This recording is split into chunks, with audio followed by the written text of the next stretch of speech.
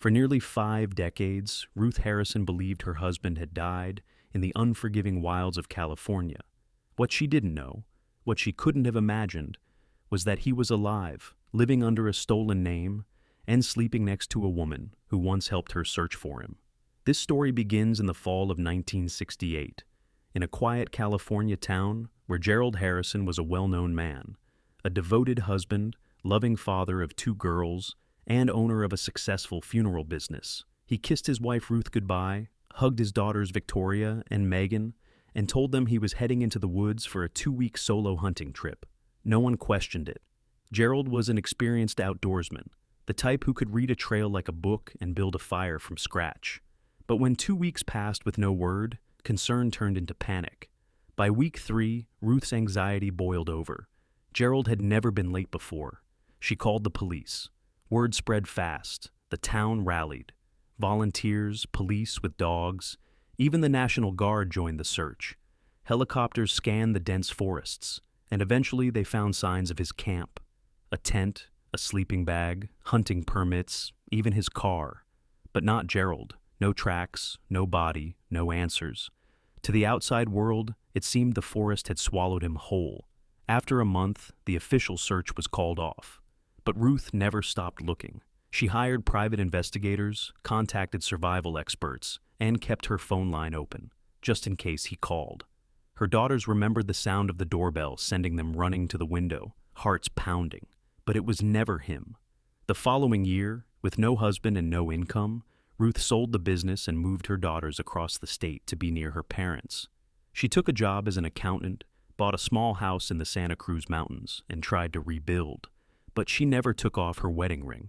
7 years later, the government declared Gerald legally dead. Ruth and the girls began receiving Social Security survivor benefits, modest support that helped with college tuition and living expenses. Over the years, Ruth never remarried. She never stopped wondering. Some nights, she'd lie awake replaying his last words. "I'll be back before you know it." Maybe he had amnesia, she thought. Maybe he got lost. Maybe he was trying to find his way home. What she didn't know, what no one knew, was that a year after Gerald vanished, a man had walked into a Social Security office under the name Benjamin Morgan, claiming he'd lost his ID. He was issued new documents, a clean slate. The real Benjamin Morgan had died months earlier, as one of Gerald's clients. And Gerald? He'd stolen the man's identity, buried the paperwork, and started over. His family might never have discovered the truth if it weren't for one strange twist nearly half a century later. In 2015, Morgan's wife, the woman Gerald had been living with for years, filed for Social Security benefits upon her retirement. She was stunned when the government told her that her husband was dead, had been since 1968. Confused, she demanded answers.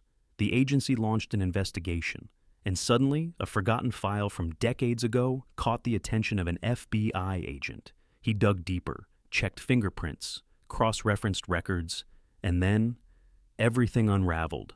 The man who died in 2015, Benjamin Morgan, was actually Gerald Harrison.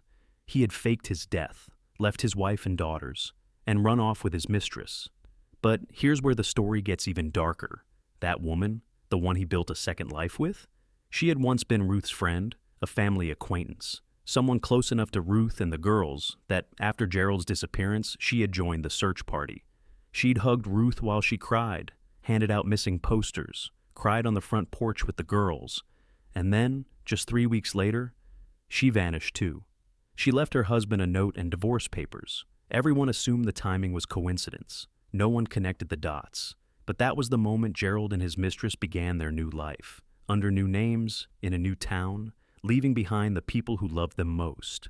In 2016, the truth finally reached Ruth and her daughters.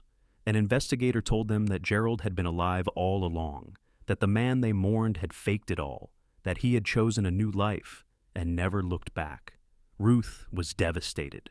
After 47 years of pain, confusion, and clinging to hope, she was now forced to face a darker truth. Gerald hadn't been taken by nature. He had walked away. Even more painful, the government now wanted their money back. The survivor's pension, about $89,000 over decades, was suddenly declared fraudulent. Ruth was ordered to repay it. She was nearly 90 years old. A judge, thankfully, ruled that she could repay the debt at just $10 a month for the rest of her life, and the remainder would be forgiven. A small mercy. But mercy has its limits. In September 2018, Ruth passed away at the age of 89, and with her death, the court ruling was overturned. Her debt, now classified as her estate's responsibility, would have to be paid in full. Victoria, now 63, still lives in her mother's home, the same house that may soon be taken and sold to repay a debt created by her father's lies. She and her sister have filed an appeal, but court decisions take time, years even, and time for this family has already taken so much. In the end, Gerald Harrison died with a clean slate, a new name, a new family. He avoided the consequences. He left behind no apology, just a trail of broken hearts and a legal mess someone else had to clean up. Ruth died not just with grief, but with betrayal, a heartbreak that never healed. And the daughters? They've carried the scars of a father who vanished twice, once in the woods and once in truth. Sometimes the greatest mystery isn't where a person disappears, it's why they choose to go.